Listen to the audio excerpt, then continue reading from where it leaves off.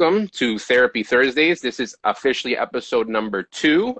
Last week's episode was wonderful. It was a great start to the series, and I'm very excited for the way this show is shaping up to be. So again, welcome to Therapy Thursdays, where we bring the therapist to you. I am your host, Marcus Alexander Velasquez, and I'm very happy that you're here with us. I do have a disclaimer that I always want to read at the beginning of the show and at the end, and it is this. As always, our disclaimer is that this show is for informational purposes only. You are completely responsible for what you do with the information presented, and myself and all of our guests cannot be held liable for any misuse or misunderstanding of the information presented. Please always consult a trained mental health professional before making any decisions regarding treatment of yourself and others. All right, the legal stuff is out of the way. Today's topic, we will be talking about anxiety. That word gets thrown out a lot, whether it's used appropriately or not, but it's a heavy topic, and especially for the things that we've gone through within these last 2 years with COVID and the pandemic and being stuck indoors, and even introverts as myself. I can only speak on my own behalf, but as I consider myself an ambivert. I can kind of switch between introvert and extrovert. Definitely lean more towards the introverted side. But even as a introvert, this has been way too much time indoors for me. Like I've started to go crazy, and I feel bad for my wife, who is very much an extrovert. So she gets her energy by going out, being in the world, being around people, and she's been starved of that up until lately and recently. So I felt terrible for her. I did my best that I could, but she could only get so much energy from one person. But being stuck indoors has definitely, increased anxiety, maybe even started anxiety with people who didn't have anxiety before. When I talk about these topics on this show, a lot of them I will talk about from personal experience of things that I have personally struggled with. If it's something I don't know about, I'm not going to talk about it. I never want to talk about something that I have no experience on. But personally, I can talk about anxiety. I have been diagnosed with both anxiety and depression. So anxiety is no joke. It is a very real thing.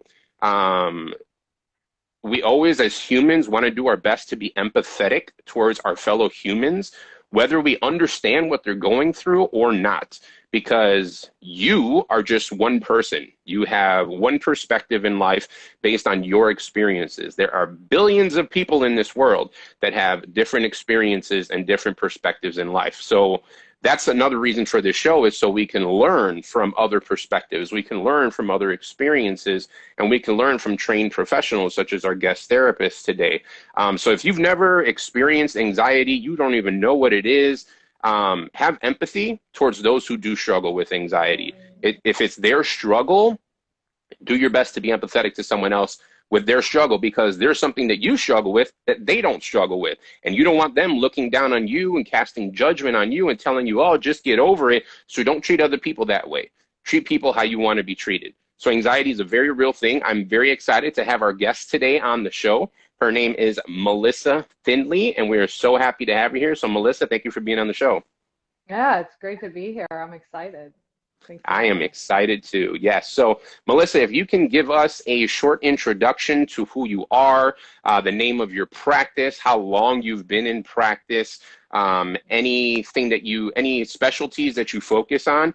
And then specifically for me, I always like to know what drew you to therapy and what made you want to become a therapist in the first place. Yeah. So, let's see. I am the second of 9 children. So I Wow. feel like, I've kind of I was originally put into a certain role. I'm the first female identified child in the family, and my parents were very old fashioned. So I went into education. Both my parents were teachers, and I was teaching in the classroom, and then I moved over to what's called the academic support program. So I worked with kids, 3rd grade through 8th grade, that had lower, like they were 2 grades or below in math. So Mm. they had a lot of math anxiety, right? They had a lot of math is a scary subject, and so that kind of I realized there I started really enjoying getting to know the kids and some of their fears and what was keeping them from learning in math. And I started learning about the brain, and from there I went into school counseling, and I was a school counselor actually in the city of Chicago, and then I moved to Texas for a little while. I was a school counselor there, and then I moved back. And I went into private practice in 2019. So up until then, I worked in the schools. I worked with middle and high school as a school counselor. And um, when I went into school counseling, I thought there would be more counseling happening. And I realized Mm. quickly that it's not a lot of counseling.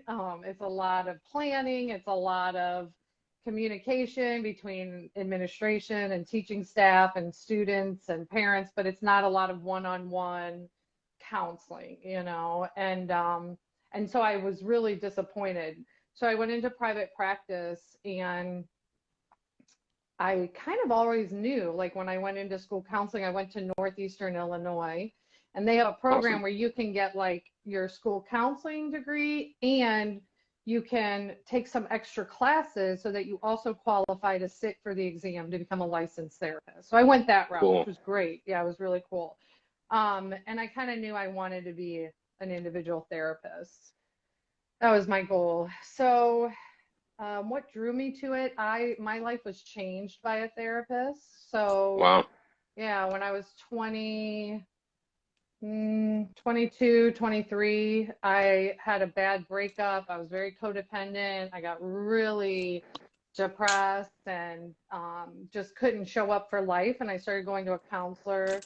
And he actually wasn't my first counselor. He was like my second or third counselor. I clicked with him, and he changed my life. And he started me on a path that I got sober. I'm sober, so he helped me get Wow. sober. And Congratulations. yeah, thank you. Yeah, so that he changed my life, and then I had a couple other counselors since then. I'm currently in counseling now, and she's changing my life. But therapists have changed my life, and I've always been very interested in like the human experience, and you know very aware of my surroundings and very aware of how parents can impact children and how that stays with you, and the Oh yeah. intergenerational, the trauma that falls along. So it's kind of been my passion, since I can remember. Even like I said, when I worked at that academic support program, I loved learning about the brain and how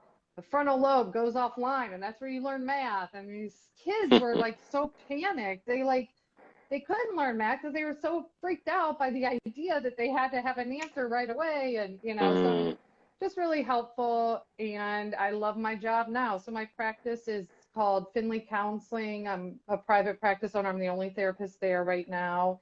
And I'm out here in the western suburbs of Chicago, Villa Park. My office is in Lombard.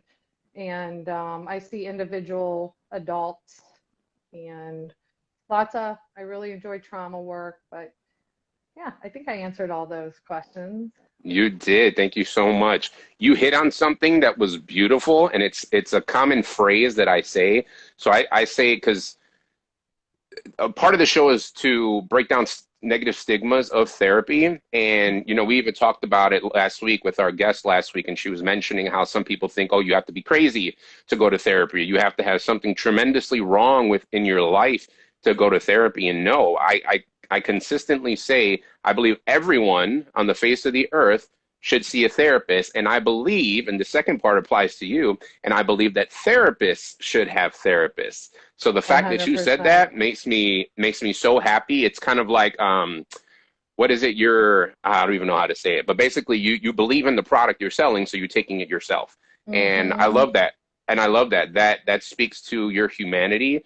That shows that you're not above anyone else. And I think there can be that dichotomy sometimes of, oh, well, the therapist has it all together and they're going to help me with my life. Like, that's not Yeah. the case. And even if it Mhm. is the case, it might be in one small area of life that they're a couple steps ahead of you, but that's it. Yep. You know, Yep. we all have our strengths and we all have our weaknesses. So I personally love that. Thank you for sharing that. That shows your humanity and that shows you're a real person, that you don't have all the answers, but you are willing to go through that process with your clients. And I think that's beautiful. So thank you for sharing.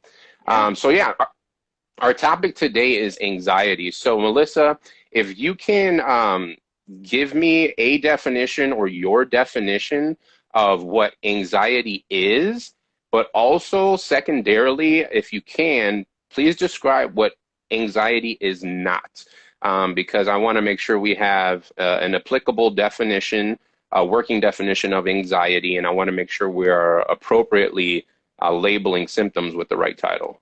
Yeah. Yeah. So I I actually, it's funny, I knew this topic was on anxiety and I didn't even think to look up like an official definition of anxiety, but um anxiety is, as far as what it is and what it is not, I think it's very much like it depends on the person and how anxiety shows up.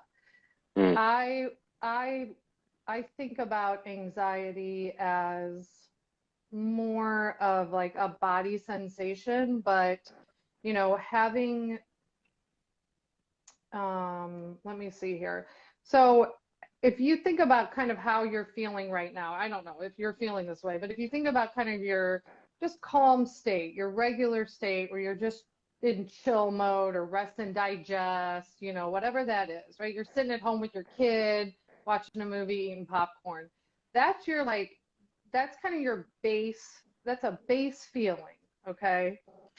Anxiety happens in your brain, in your body, mm. when, well, there's a lot of different whens. I'm very bad at like very succinct answers. I have to tell you, That's okay. Marcus. I have That's all right. ADHD and I'm autistic, so I'm like, I kind of do big whole pictures, and so I Give so us the let's full see if, picture then. yeah, let me see if I can answer it my way. So like, so, they say like anxiety is thinking about the future and depression is thinking about the past, or anxiety is worrying Right. about the future and depression.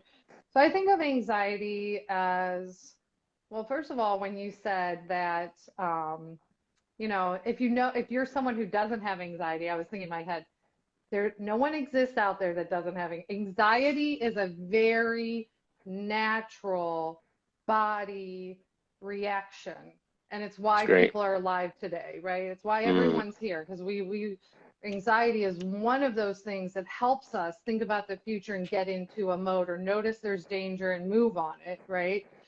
So when I think of anxiety, I think of my kind of like normal state, like, right, like that rest and digest state.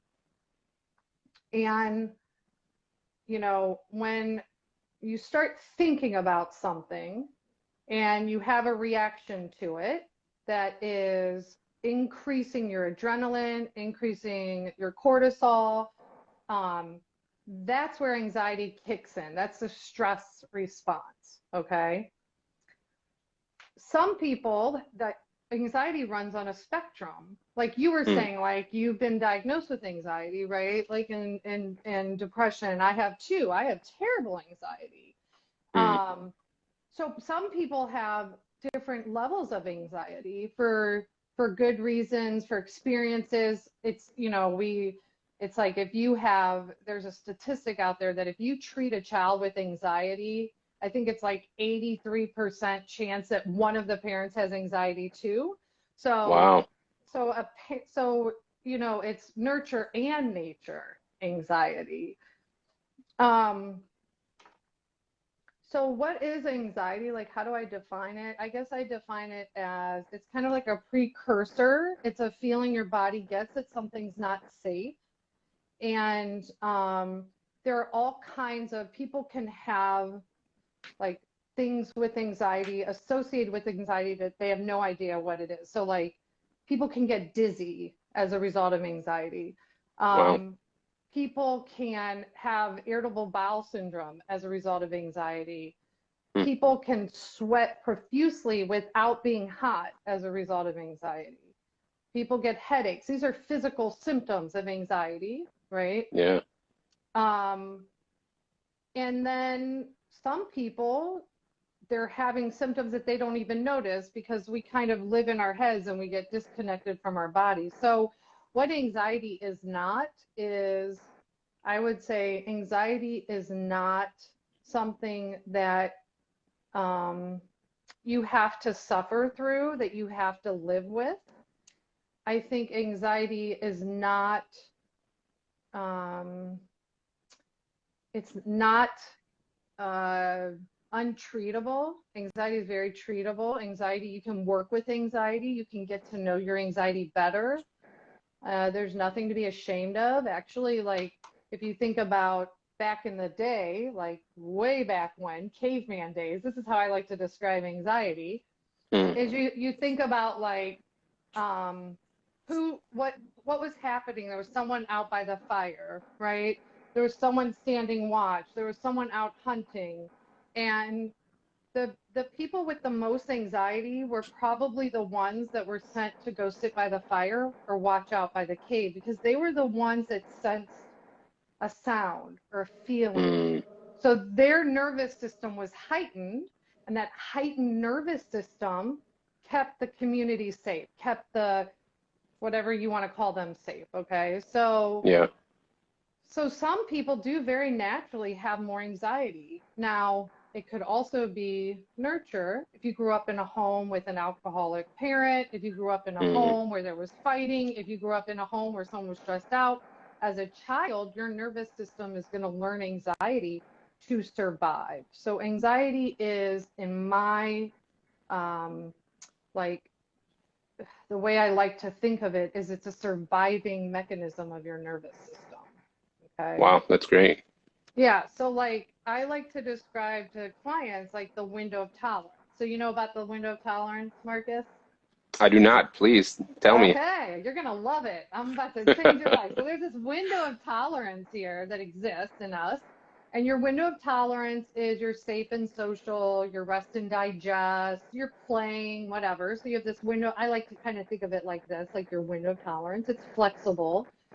And then when you go out of your window of tolerance, when you move out of your window of tolerance, you can move up into hyper arousal. Hyper Mm. arousal includes fight, flight, freeze response. Mm. Hyper arousal includes anxiety, control, being overly critical of yourself, Mm. addiction. That's up in hyper arousal. Hypoarousal is below, and that's depression. That would be like hopelessness, kind of the opposite of like anxiety. Like, who cares what happens? I don't even care anymore. That's Mm. hypoarousal, okay? So if you're in your window of tolerance, let's say like, what's something you're anxious about that you feel anxious about on a regular basis, Mark, if you don't mind sharing that? Yeah, so personally, and I was going to get to this, so thank you for that segue. Personally, I wouldn't even put anything specific on it. I was just afraid of something going wrong constantly.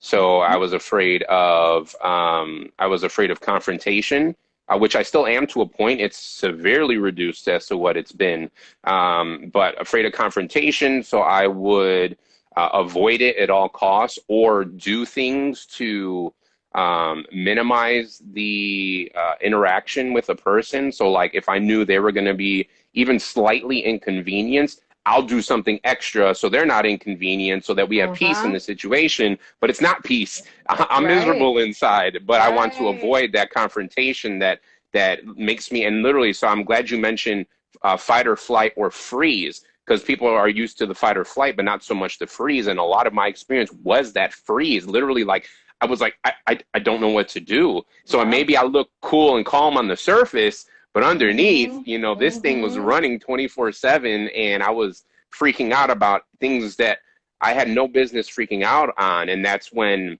I noticed that. So yeah, pretty much in general, I was just afraid about conversations with people, especially confrontational ones. Any Mhm. situation, any situation where something could go wrong, my mind would focus on what could go Mhm. wrong and then worry about it. And then 99% of the time, what I worried about never, ever, ever came true.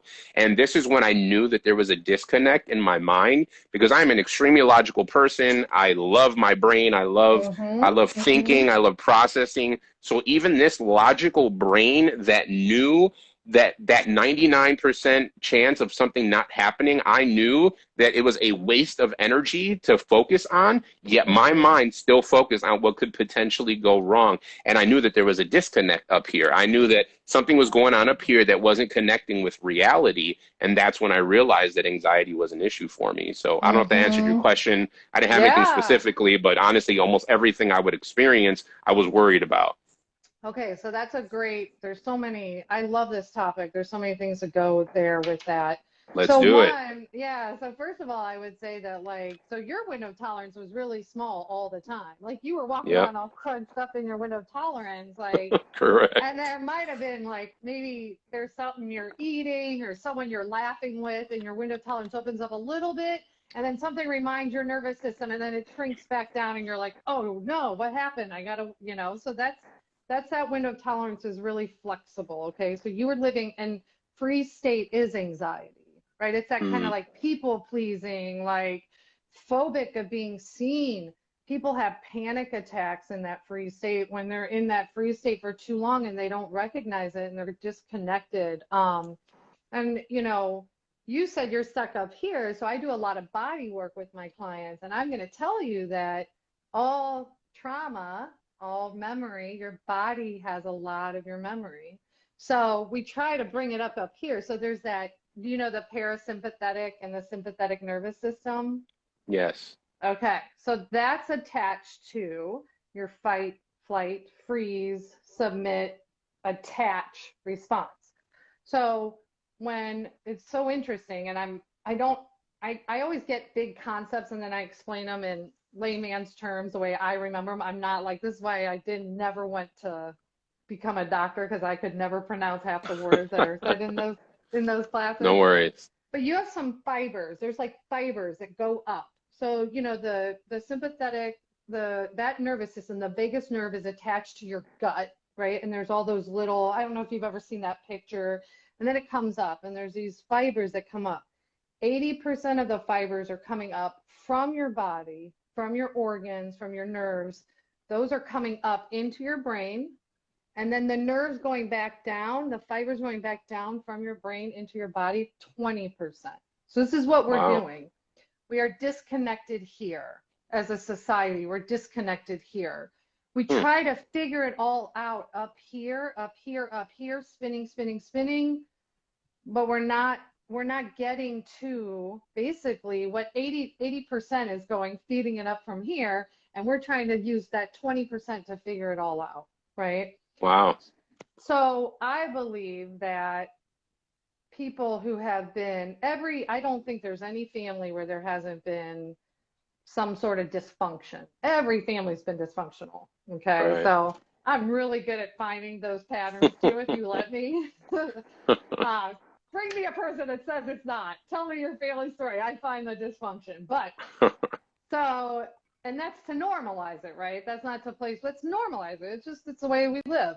But I believe that when things like that happen and it doesn't make sense, it goes back to a memory. So there's like, 85% of your coping mechanisms are developed by the age of 5 or 6.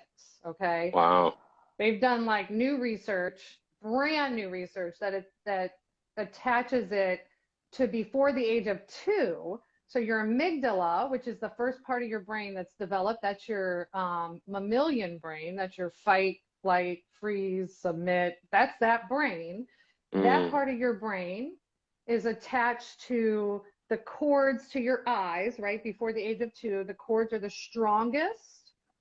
Your brain's got the most fluid in it right before 5, like all this like really juicy. So you're making all these connections. Wow.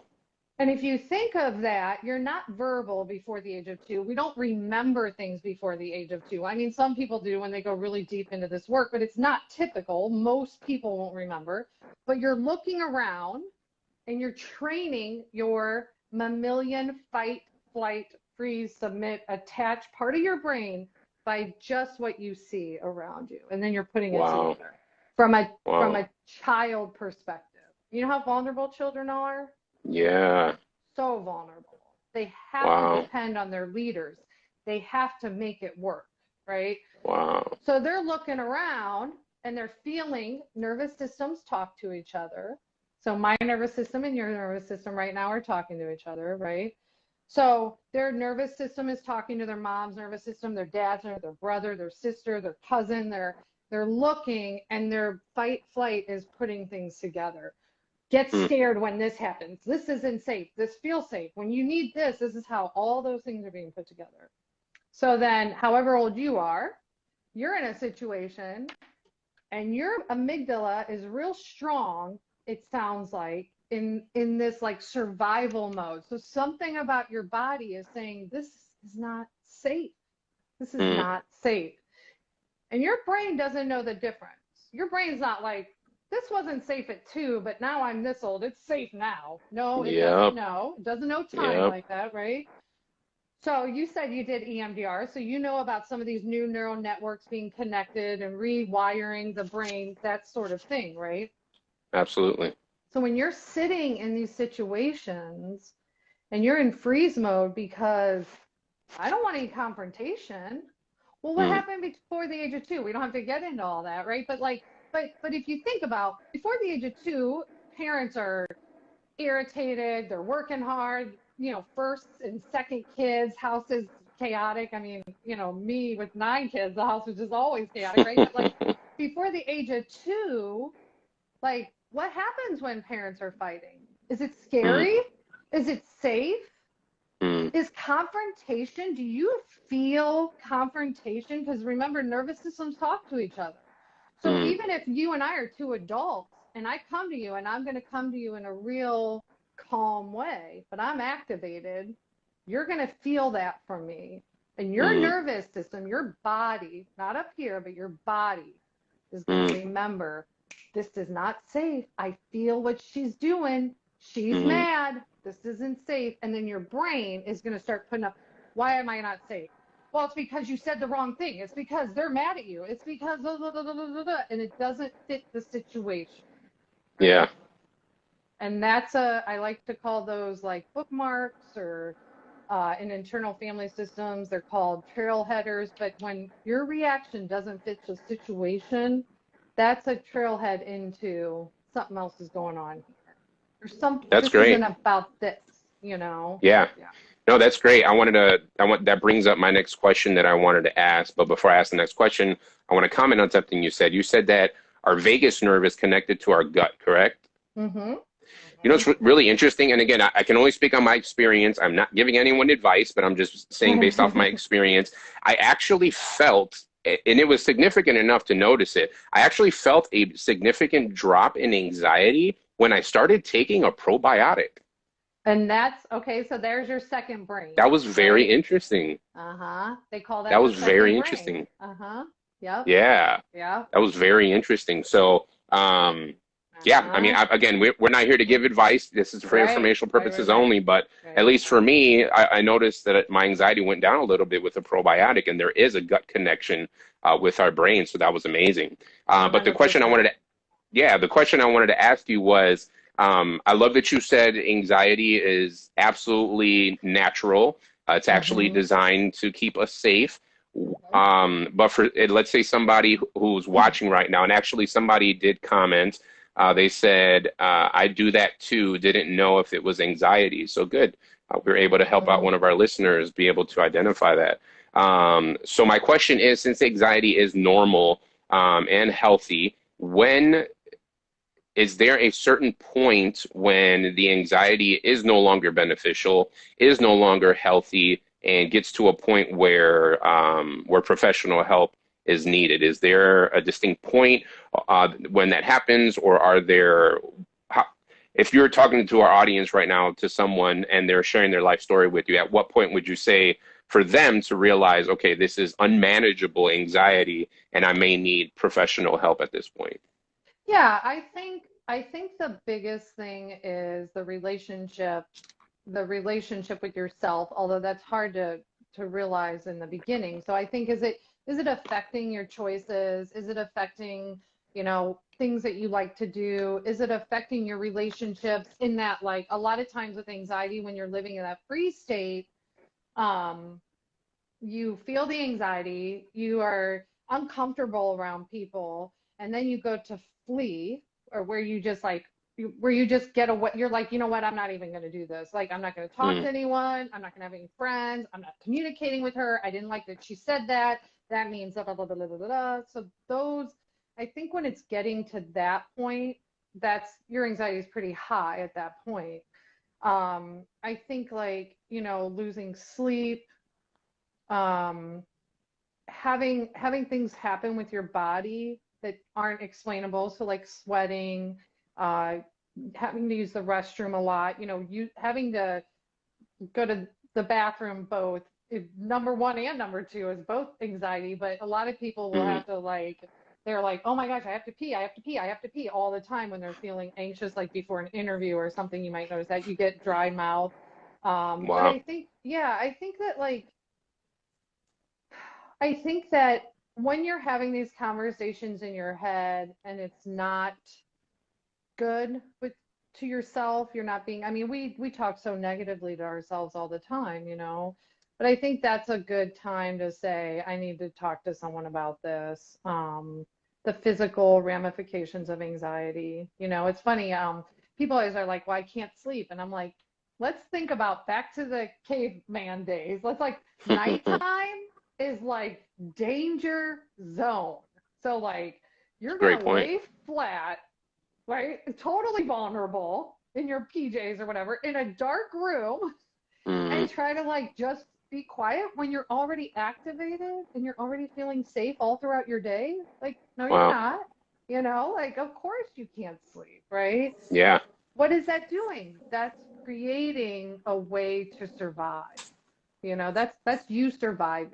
So I think those are good ways to kind of good signals to say, that you um to start seeing someone. And I think if your anxiety is really bad, and I like therapists that have some trauma background, some trauma training. I do think anxiety can become pretty paralyzing, and oftentimes, you know, it can stem from some wounding, some attachment wounding, some childhood Mm, stuff. And I do think that the the trauma piece is an important piece to look at and get to know when you have that kind of debilitating anxiety.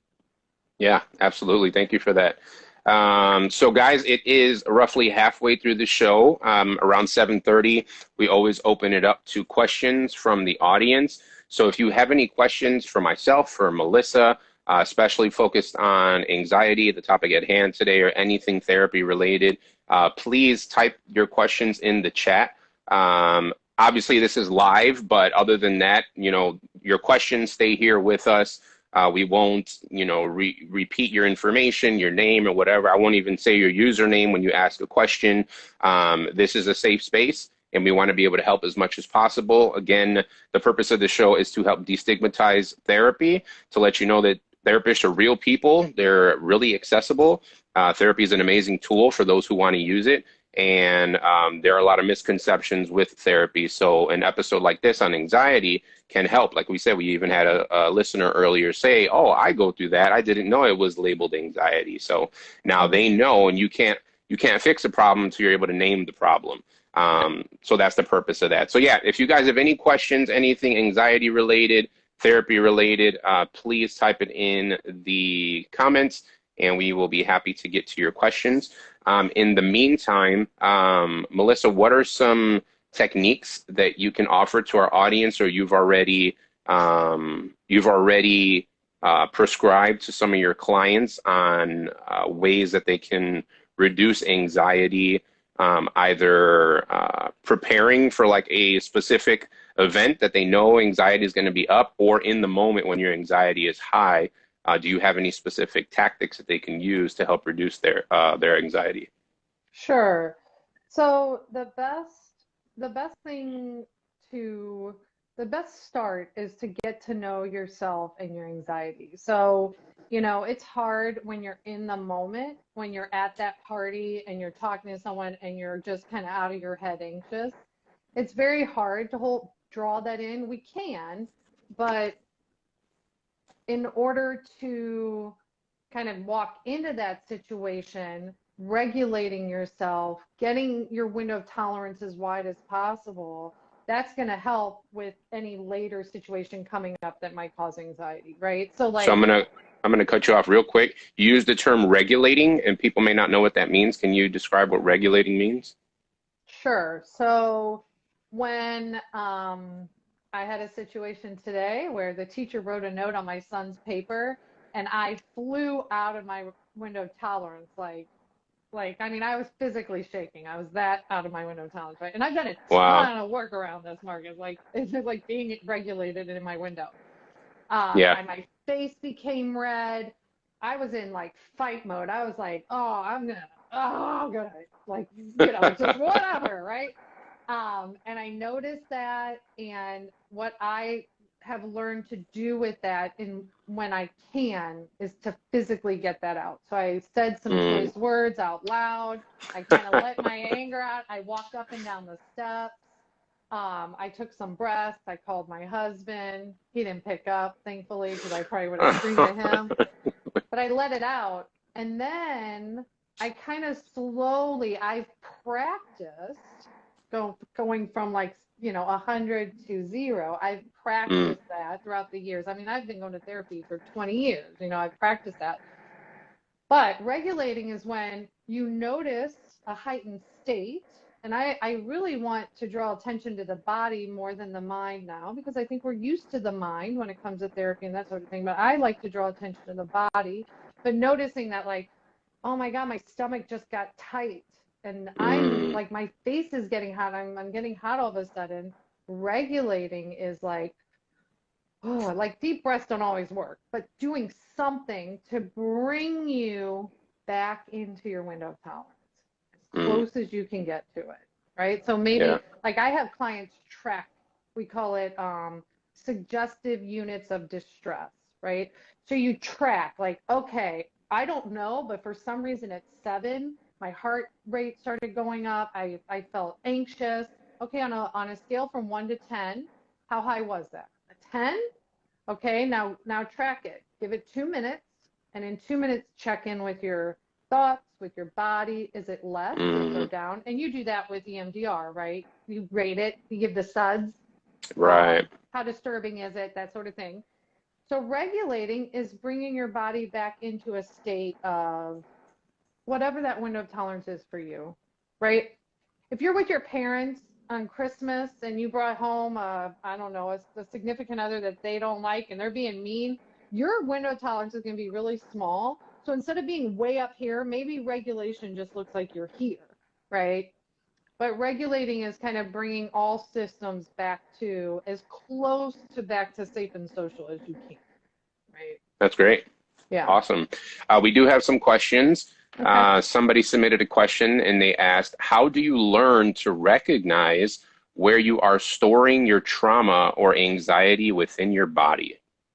That's a beautiful question. It is.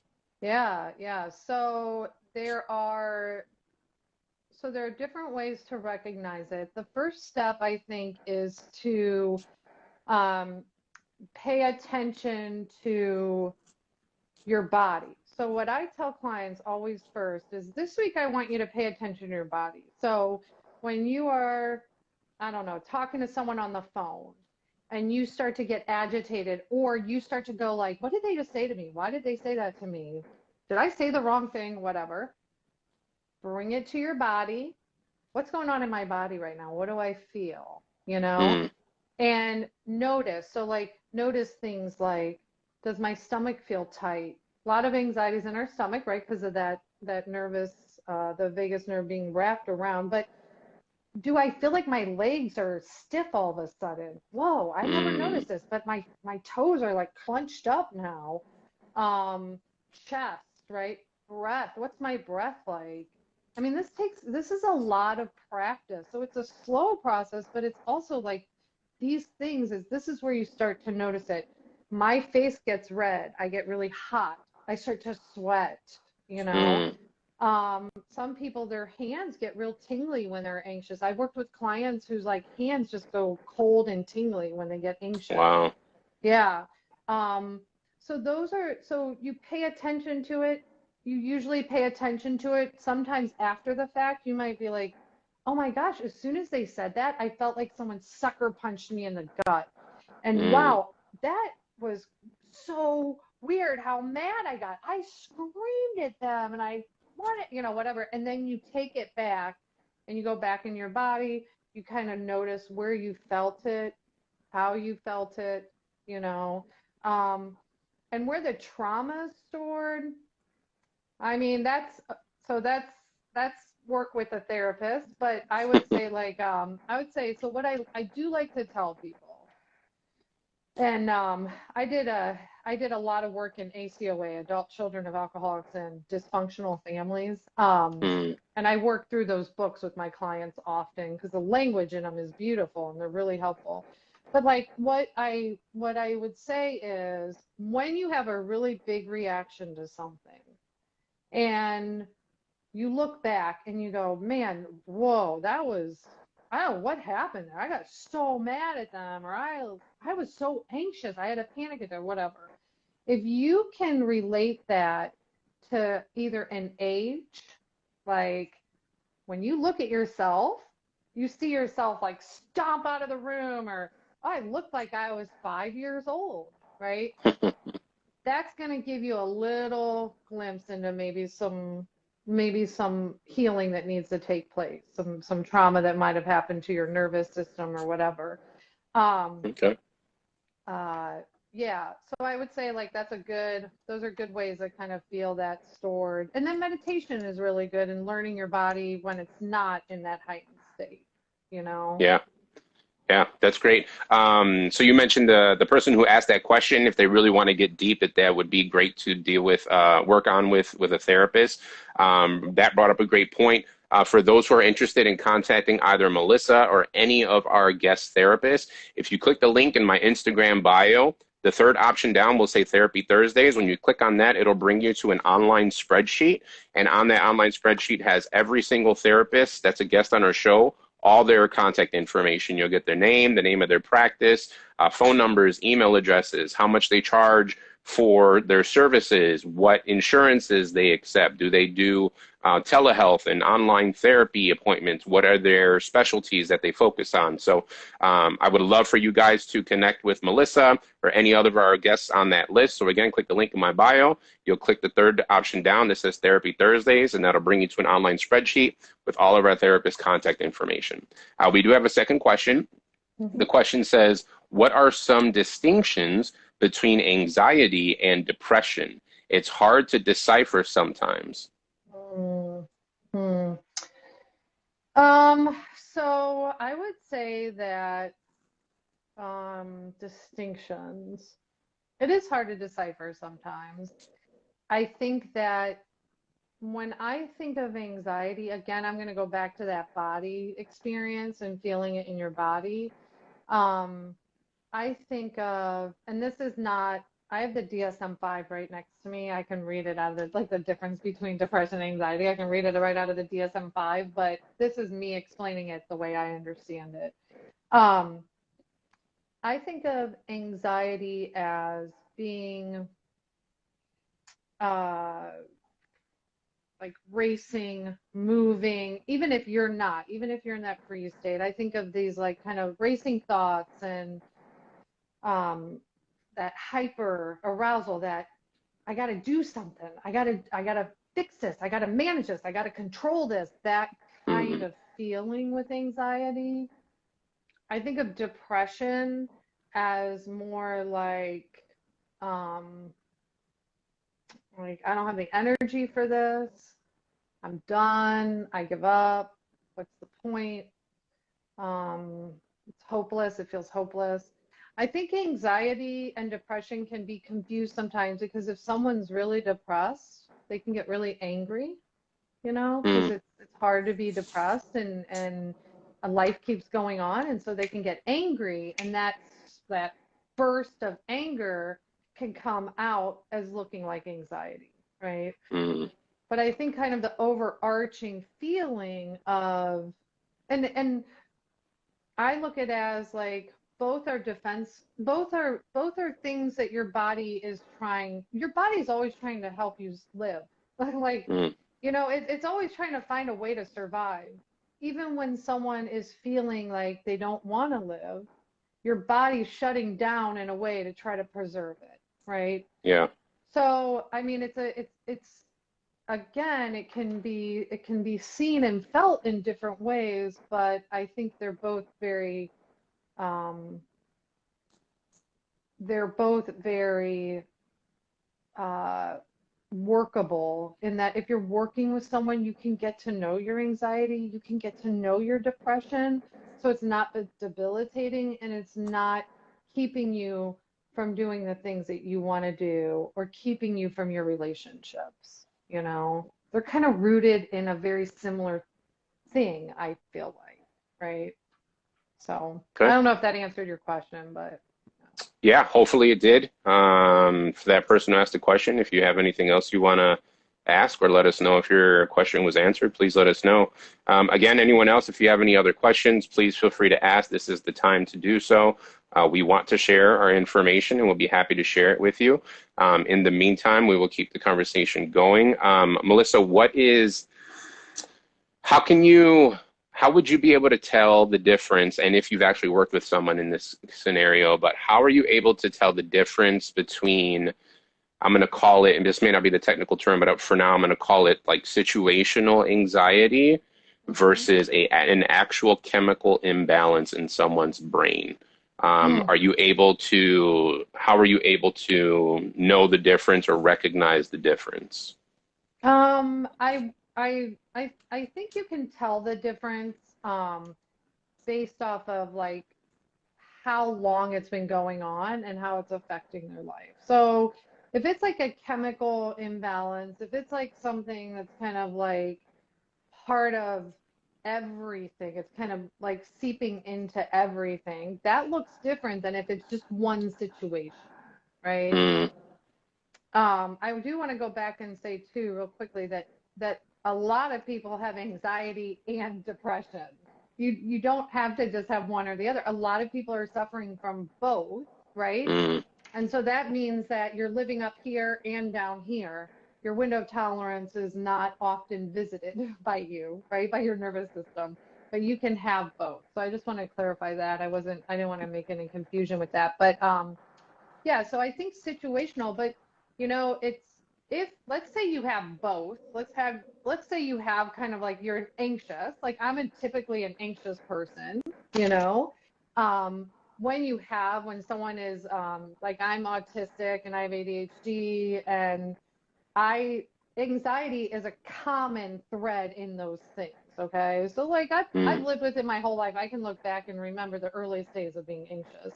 I also had trauma, so I had to separate those two things out because both trauma and neurodivergent parts of the brain are used exactly the same. So it's really wow. hard to separate out.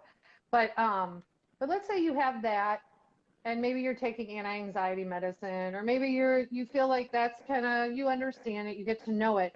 And then a situation comes up and it just like today, like leaps you into this like really anxious state, right? Mm, The work you do on both is going to be helpful because it's still you're dealing with your nervous system, you're dealing with getting to know your body, you're basically it's like working out in a lot of ways, right? You're like, okay, these are the ways I know I'm safe, or I can tell I still don't feel safe because I still have that lingering feeling. So situation with the teacher, I'm still not feeling totally safe over it, right? mm, But I can tell my body and myself, like, you are safe. What are some things that you need to know to make sure Mm, you feel safe, right? mm, And that's where I like to do a lot of inner child work when it comes to anxiety. I like to do a lot of like, let's get into your parts, your different parts that come up, and how do you get to know those parts? How do you talk to them yourself, right? Like, and that can again help with the bodily, like the chemical anxiety reaction and the acute or the like individual situational anxiety. yeah. Okay. Great. Yeah, it's interesting you mentioned about self-talk. Self-talk is a huge thing. I think one of the greatest things that I got from therapy, one of the first gifts that I was blessed with was a huge increase in self-awareness.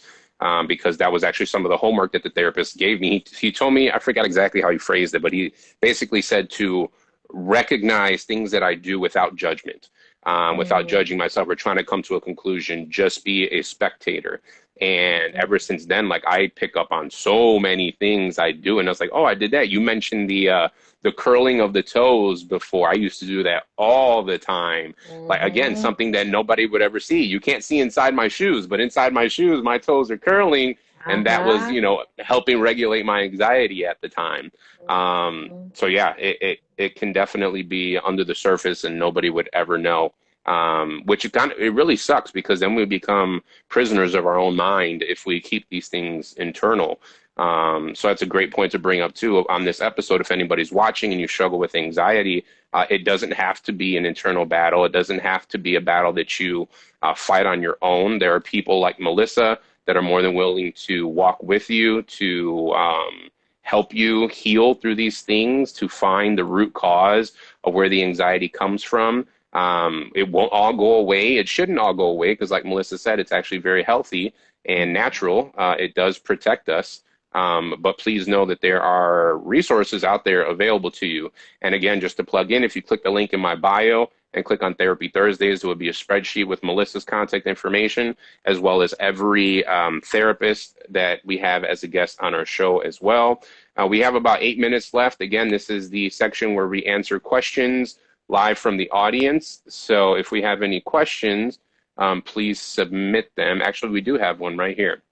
It says, the question says, can anxiety make you stuck? And she said, quote unquote, stuck, meaning you don't move forward even though you want to move forward. I'll let you answer this, but I know you mentioned this before about fight or flight or freeze. And it sounds like this Mhm. person is referring to freeze. So yeah, her question is, can anxiety make you stuck, meaning you don't move forward even though you want to move forward? Mhm. 100% it can, and that is the freeze state, right? So that's kind of that freeze state of being stuck. If you think about when I go back to the primitive, the amygdala, which is the part of the brain that's used, you're offline here. So you go to your amygdala, that fight, flight, freeze, submit, attach. Um, if you're an animal, let's say you're a deer and you're being chased by a tiger, fight means that you think you can beat this tiger up. You realize Mm, you can't. You flee, you run. Okay, I got a running chance. You realize you don't. You stop and you're like, oh my goodness, just stay still. Maybe they won't notice me. Maybe I can, right? So that's that freeze state. And in that freeze state, in all of these states, but in that freeze state, your hearing changes. So you're like mm, only hearing certain sounds. I mean, that happens to us today. So when I worked in the schools and we did trauma training, you're supposed to talk to the kids in a certain way. And you squint your eyes a little bit and you change your tone because certain tones can bring out like, because when you're in that state, you got to listen. Is the line coming closer?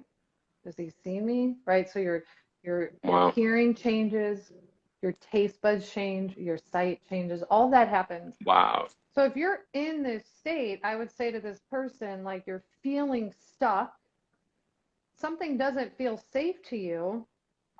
So how do you get unstuck? The idea is that you move through the process, right? So you're stuck. How you get into flight and fight mode, right?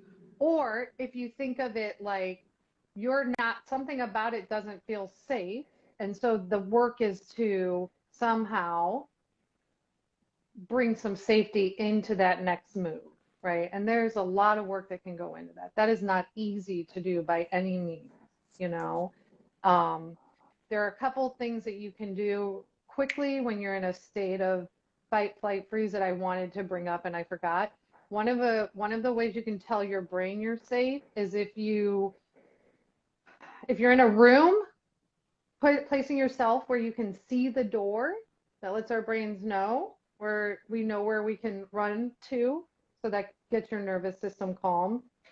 If you look around the room and you move only your neck with your eyes, so as far back as you can see, and you move your neck and your eyes together around the room, you don't want to dart your eyes forward because that means that's fear, right? You're Mm, telling your body you're safe. So you're moving around the room and without judgment, you're moving your eyes and your head together. Try not to all the way around. If you eat something, like you're at a party and you feel nervous and you put something in your mouth, we don't eat when we're in fight, flight, freeze, submit. Like our digestion goes up. That's why people use the bathroom. You're getting rid of everything, so you're ready to mm, run, right? But if you put yeah, something in your mouth and you chew it, that lets you know you're safe. So these are when you're in really anxious situations. Five, four, three, two, one.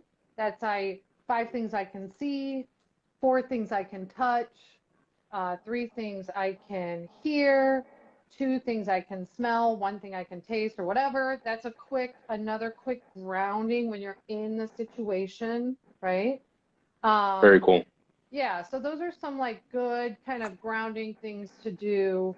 Um, I forget the original question, but that's where I went with it. So hopefully I answered it. Yeah, absolutely. We have 4 minutes left and one final question that we can end the show with. This person says, anxiety oftentimes affects our breathing, but can improper breathing affect or trigger anxiety? For sure, 100%. Hmm. So yeah, that's why I say like this, people say take long breaths when you're feeling anxious or deep breaths, and that can be hard when you're feeling anxious because your respiratory system is actually kind of connected to the adrenaline that happens when you're feeling anxious, right? So it can Mm, shift that breathing. So it would probably be higher if we were more in touch with our bodies, that if we started breathing a certain way, we would start to feel anxious. So yeah, mm. 100% that can happen. Hmm. Awesome. Thank you so much. Melissa, are you accepting new clients? I am. Yeah.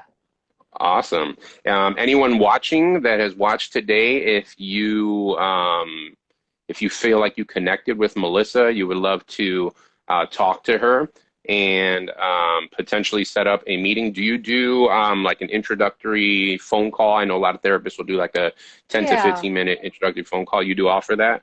Yeah, I like to do it through Zoom if possible. I do have a HIPAA compliant Zoom link so we can see each other. And then I Cool. do offer telehealth. So yes. Hmm. Awesome. Perfect. Yeah. So if anybody here particularly connected with Melissa, you'd like to discuss more, again, Therapy Thursdays is just, it's a taste, it's a tease. It's to get Hmm. you on board with therapy, at least lower some defenses and say, maybe this is something for me. And in an attempt to gently nudge you and inspire you to seek out formal therapy for yourself. So if you connected with Melissa, she is accepting new clients. If you'd like to contact her, again, please click the link in my bio. The third option down will say Therapy Thursdays. You'll click on that. An online spreadsheet will come up. All of Melissa's contact information will be there, as well as all of our other guests. So thank you so much for being here, Melissa. We really Hmm. appreciate you. I am going to, again, I will read our disclaimer that fell on the floor.